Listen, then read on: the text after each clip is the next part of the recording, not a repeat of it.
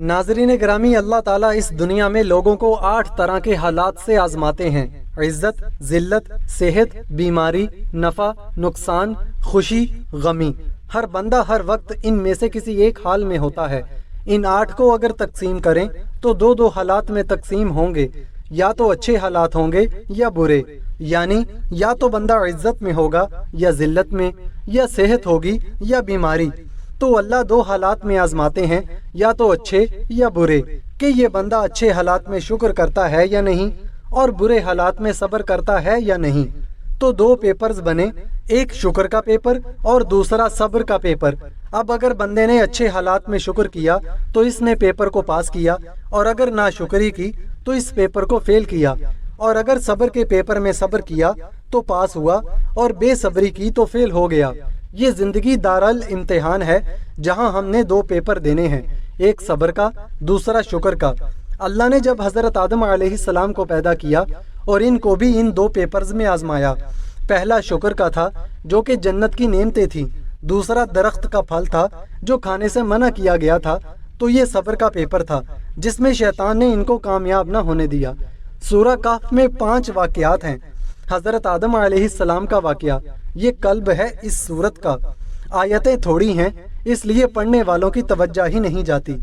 आदम अलैहिस्सलाम के वाक़या से पहले 2 वाक़यात अवामुन्नास के हैं, जिनमें से एक असहाबे काफ थे। ये आम नौजवान थे और उन्होंने सब्र का इम्तिहान दिया और इस पेपर में पास होकर मकबूल बंदों में शामिल हो गए। दूसरा वाक़या 2 बागों वाले शख्स का था। ये भी आम शख्स था, जिसको मालो दौलत दी गई थी। इसका पेपर शुक्र का था कि तुमने नेमतों पर शुक्र करना है, तो ये फेल हो गया। इसके बाद आदम अलैहिस्सलाम का वाक़या, और फिर 2 वाक़यात हैं खवास के। एक मूसा अलैहिस्सलाम का, कि इनसे भी सब्र का पेपर लिया गया, और सिकंदर ज़ुल्क़ुरनैन का शुक्र का पेपर था, और उन्होंने गरूर व तकब्बुर नहीं किया और शुक्र का पेपर पास किया। इसी तरह अल्लाह औलाद आदम से भी सब्र और शुक्र के पेपर लेते हैं। अल्लाह ने इस सूरह की शुरुआत में अपनी अलवियत का जिक्र किया और ख़त्म अपनी रबूबियत के तज़किरे पर किया। शुरू सूरह में अपने रसूल सल्लल्लाहु अलैहि वसल्लम की अब्दियत का तज़किरा किया और इख्तिताम इनकी बशरियत पर किया। इंसान के लिए दुनिया में सबसे बड़ी बुलंदी अब्दियत है, इसलिए इंसान जिक्र करता है ताकि अल्लाह की मोहब्बत इसके दिल में आ जाए। अब सिर्फ मोहब्बत का आ जाना मकसूद नहीं है। जब मोहब्बत आ जाए तो फिर मुहिब हमेशा महबूब को राज़ी करने की फ़िक्र में रहता है। और रज़ा क्या है? अल्लाह की तकदीर पर राज़ी रहना। अगर अल्लाह अच्छे हालात भेजे तो शुक्र करना और बुरे हालात में सब्र करना। जब बंदे को ये मुकाम रज़ा हासिल हो जाए तो फिर इसको मुकाम अब्दियत हासिल हो जाता है। आब्द का लफ्ज़ अल्लाह ने अपने हबीब के लिए इस्तेमाल किया। मुफस्सिरीन की नज़र में आब्द वो होता है जिसको अपने आका के सिवा कुछ नज़र न आए। बाज़ के नज़दीक आब्द वो होता है जो अपने आका से किसी बात में इख्तलाफ नहीं करता, हर हाल में राज़ी रहता है, शिकवा नहीं करता। चूँकि इस सूरह को दज्जाल से हिफाजत के लिए पढ़ने का जिक्र अहदीस में आता है, इसलिए कि ये हमें इससे बचाती है। पहले दज्जाल के मानी को समझें कि ये दजल से निकला है। दजल फरेब को कहते हैं और मुलमा साजी करने को कहते हैं।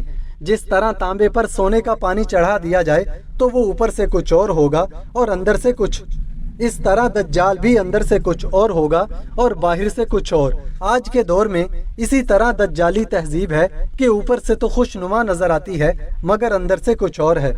आज के दौर में ईमान और मादियत की एक जंग चल रही है। अब इस दौर में अगर अपना ईमान बचाना है तो हमें भी कहफ में दाखिल होना होगा। जी हाँ, कहफ में। आज के ज़माने में जो बंदा कहफ, कुरान मजीद और कुरान के साथ नती हो जाता है तो वो भी अपना दीन बचा लेता है और कुरान इसके लिए कहफ बन जाता है। अहदीस के मुताबिक जो भी इनमें दाखिल हो जाए वो भी दज्जाल से महफूज रहेगा। तो कहफ में दाखिल होने से इंसान अपने ईमान को बचा लेता है और दज्जाल से महफूज हो जाता है।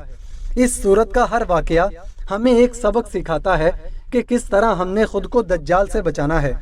असहाबे कहफ के किस्से से ये सबक मिला कि हमको अपने ईमान की हिफाजत के लिए किसी कहफ में पनाह लेनी है ताकि हम अपना ईमान बचा लें और दज्जाल से महफूज रहें।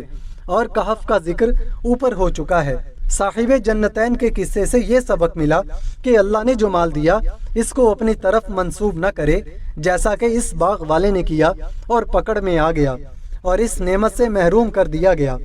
हज़रत आदम अलैहिस्सलाम के वाक़े से हमें ये सबक मिला कि ये दुनिया हमारे लिए दारे अकामत है, हमारा असल वतन जन्नत है।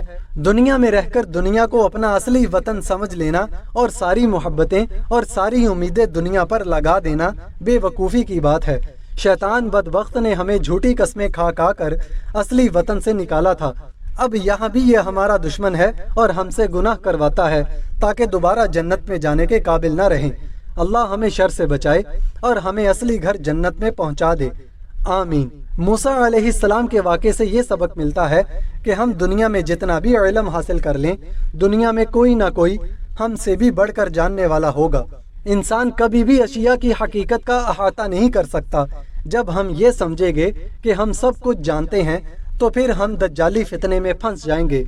इसलिए अल्लाह ने मूसा अलैहिस्सलाम का वाक़या बयान कर दिया ताकि हम लोग ये न समझें कि हमें सब पता है, बल्कि ये कहें कि अल्लाह ही हकीकत हाल को जानते हैं। इल्म और भी इससे कहीं ज़्यादा है जो हमारे पास नहीं है।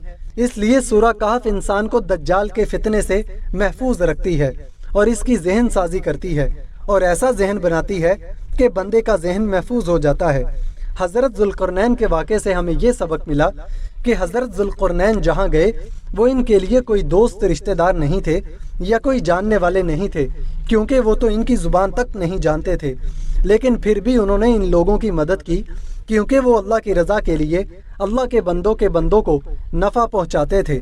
इनसे कोई पैसा वगैरह नहीं मांगते थे, बल्कि जब उन्होंने कहा कि हम आपको इसके लिए पैसे देंगे तो उन्होंने इनकार कर दिया। दूसरा ये कि वो अल्लाह की ज़मीन पर अल्लाह का कानून नाफिज करते थे।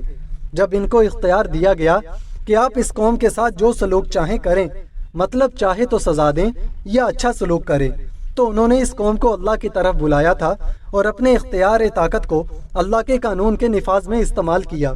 सूरह कहफ में पहले 5 वाक़यात बयान करके बंदे की जहन साजी की गई और अब आखिरी आयात में इस सारी सूरत का निचोड़ बयान किया जा रहा है, जो कि 3 बातें हैं।